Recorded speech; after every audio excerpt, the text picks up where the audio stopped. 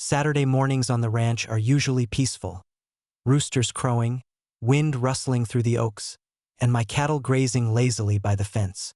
But that peace shattered one weekend when I woke up to bass-heavy music shaking the ground like an earthquake.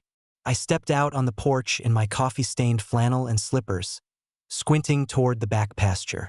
What I saw nearly made me spit my coffee across the railing.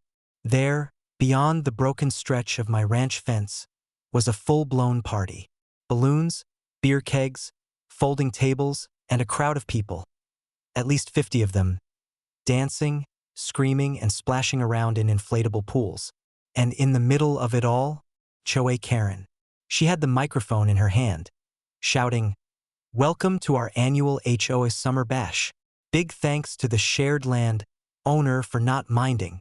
Shared land. My land." I marched across the field, jaw tight, boots crunching the grass. "Karen," I shouted over the music. "This is my ranch. You cut through my fence." She smirked, sipping from a solo cup. "Relax, cowboy. It's just a little gathering. You weren't using this part anyway. It looks better with people." "Karen," I said through clenched teeth, "that's a bull enclosure." She laughed like I just told a joke. "Oh, please, I don't see any bulls. You just say that to keep people out." That's when I noticed the gate was open, wide open, and out in the distance, my 3 prized breeding bulls, Titan, Diesel, and Boomer, were lifting their heads, watching the commotion like it was the weirdest rodeo they'd ever seen. Now, these weren't your average bulls. They'd been trained for controlled herding and protective responses. They didn't like loud noises, bright colors, or trespassers. And Karen's bash had all 3. I tried to warn them. "Karen, you have about 30 seconds to clear this area."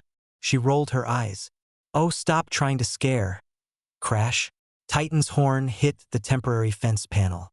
Then Diesel bellowed, a sound that vibrated through your chest like thunder. The entire crowd froze. Cups dropped. The DJ stopped mid-song.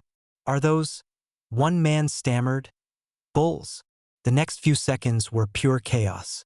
The bulls charged through the open gate, not to attack, but to investigate, snorting, stomping, sending folding chairs flying. Karen screamed and sprinted straight into the kiddie pool, face planting into the water as people scattered like leaves in a storm. I whistled sharply, a sound the bulls knew well. They stopped, snorted again, and turned toward me, circling protectively as if to say, "We handled it."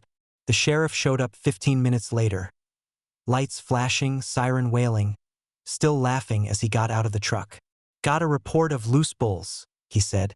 "But from the looks of it, they were better behaved than the guests."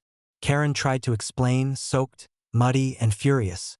"He trained those bulls to attack us," she screamed. The sheriff shook his head. "Ma'am, those animals didn't attack anyone.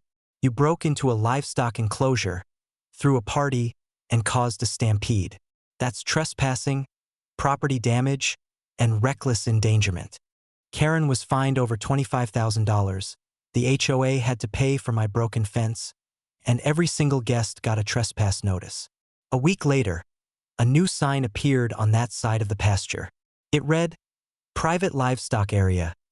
Trespassers may encounter unfriendly party crashers with horns."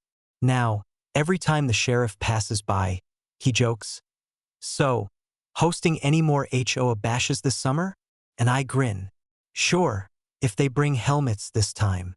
Would you like me to continue with 3466, where Karen posts no trespassing signs on your own dock, not realizing it's used by the Coast Guard as a landing zone?